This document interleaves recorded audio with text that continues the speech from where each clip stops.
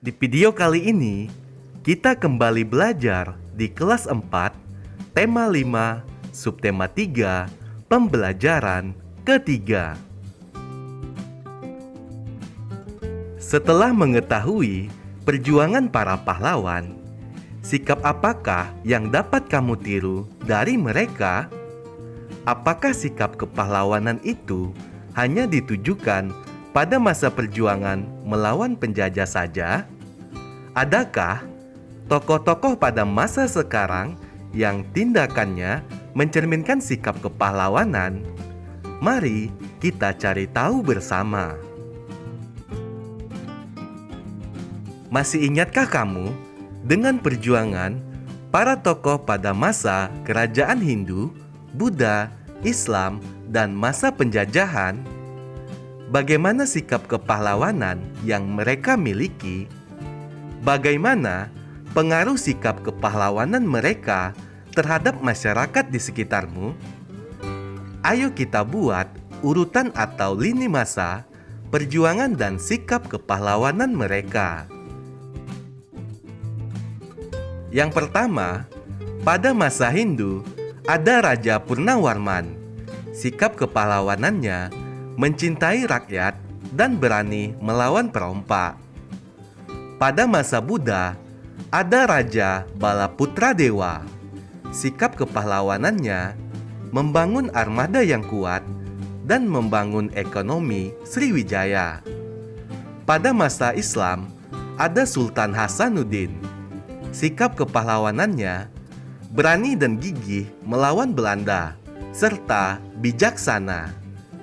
Pada masa penjajahan, ada Insinyur Soekarno.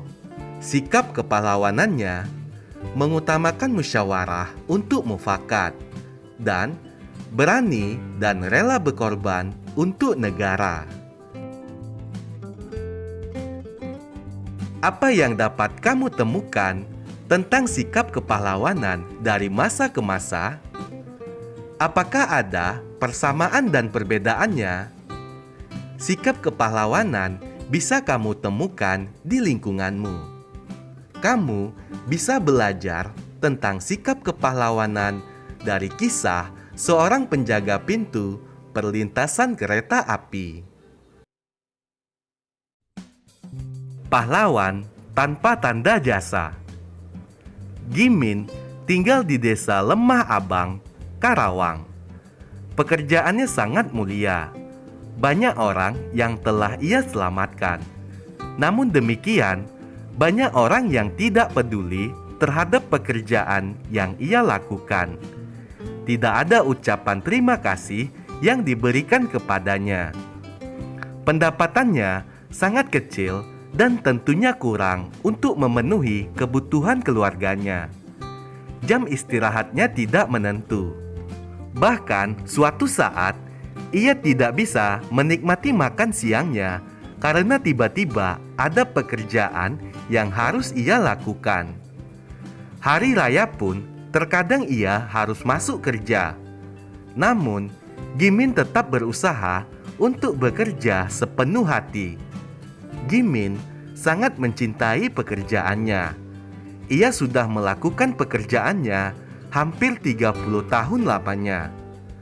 Apa sebenarnya pekerjaan Gimin? Mengapa ia sangat senang dengan pekerjaannya? Gimin adalah seorang penjaga pintu perlintasan kereta api.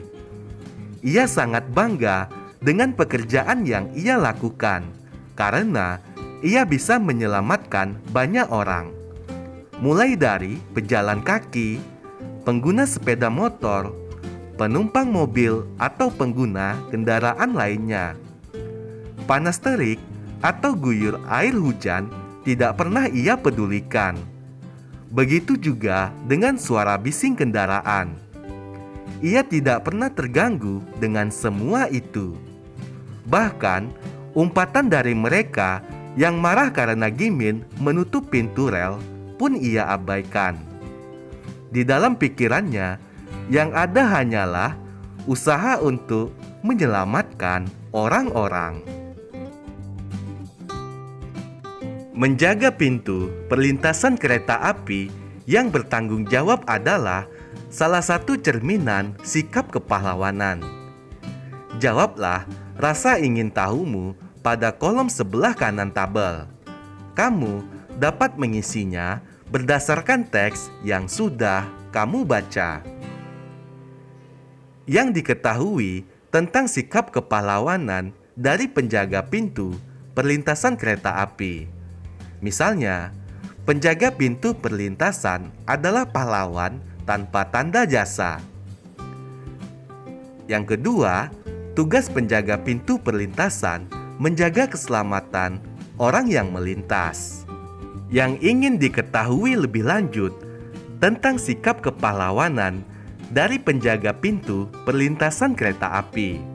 Yang pertama, bentuk perjuangan seorang penjaga pintu perlintasan.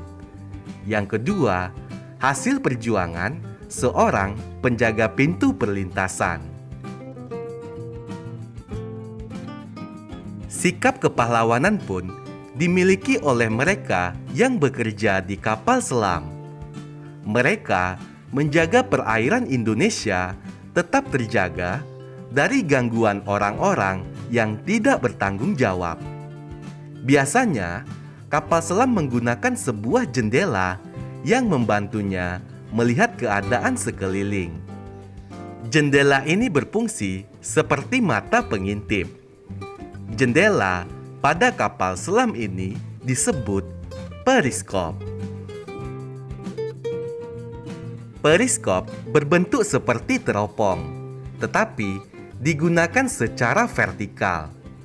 Periskop pada kapal selam digunakan untuk melihat objek yang ada di atas permukaan laut. Cara kerja periskop. Cara kerja periskop menggunakan penerapan prinsip pemantulan cahaya. Medium yang memantulkan cahaya pada periskop yaitu cermin datar. Cahaya di sekitar benda masuk pada lubang bagian atas periskop. Cahaya tersebut ditangkap oleh cermin bagian atas.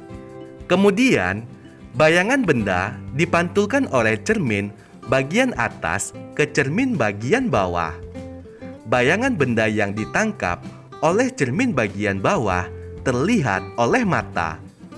Oleh sebab itu, kita dapat melihat benda tersebut.